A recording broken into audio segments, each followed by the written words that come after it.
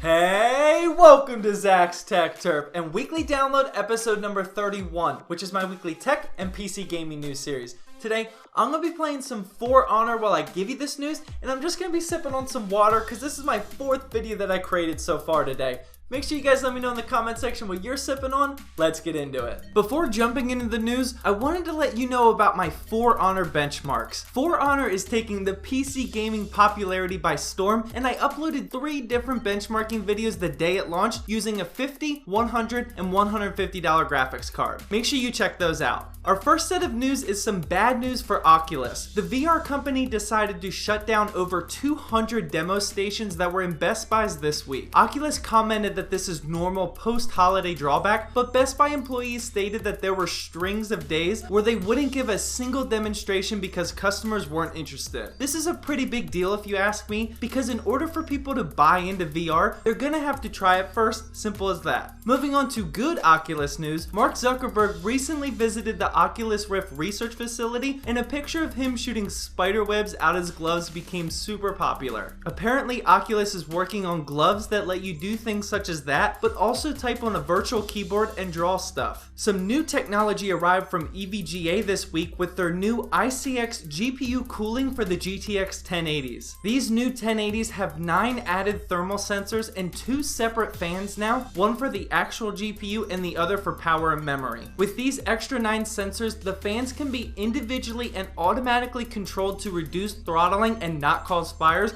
which is always a good thing. Maybe Samsung should invest, just saying. Next up, you probably already saw this if you're not living under a rock, but Verizon has finally announced their new unlimited plan. They were the last major phone carrier to re-add this ever since about 5 years ago when all the carriers removed it. It's caused quite the competition from other carriers though, as T-Mobile just announced that they are adding hotspot data and HD video streaming, which previously wasn't available with their unlimited plan. This is all well and good, but I personally checked my Verizon plan, and for just me and my wife to upgrade, it would cost $50 extra bucks a month from our plan now. No thank you. Canon announced this week that they are releasing 3 new cameras coming in April. They include a beginner-friendly T7i, I have the T5i if you were wondering, a prosumer version 77D, and also the M6, which is a mirrorless camera. I love my Canon and I truly want to stay loyal to them, but there's no reason to even talk about these new cameras because all 3 of them still cannot shoot in 4K. I honestly have no idea what Canon is thinking here, and there's a bunch of us smaller YouTubers that are looking to get into that budget 4K recording scene, and Canon looks like they are gonna miss out.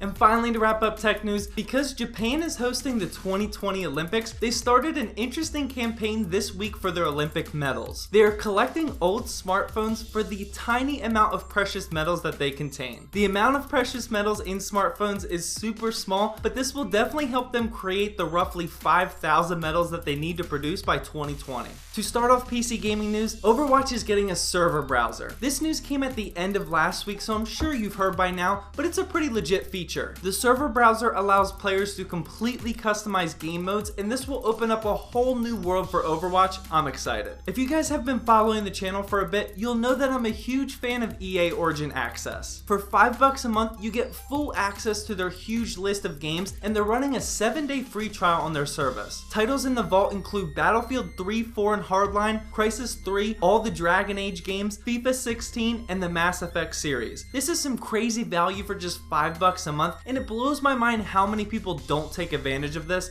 Check it out. Next up, Ghost Recon will be launching next week with eye tracking support. Now, in order to use this, you'll have to have special eye tracking hardware, which is included in only a few laptops and monitors, but this technology is pretty baller. It creates a more immersive experience because you can actually walk in the game in the direction your eyes look. I can't wait for this to become a bigger thing if it does. Next up, Rocket League will be releasing a Hot Wheels premium DLC on February 21st. The new DLC includes a bunch of gear from the classic Hot Wheels franchise, and they are even throwing in a Hot Wheels antenna and topper to the mix of people who don't even purchase the DLC. And finally, to wrap up PC gaming news, Humble Bundle is doing something a little different this week. Their weekly bundle includes software that's very useful to us PC gamers when we aren't gaming. The software included in the bundle isn't your normal bloatware that you find on a new PC. It's actually useful pieces of software such as 3D Mark for graphics benchmarking, which I personally use a lot, and System Mechanic. Well, that wraps up weekly Download episode number 31. Make sure you guys let me know in the comment section what your favorite tech or PC gaming news was this week, or if I missed anything.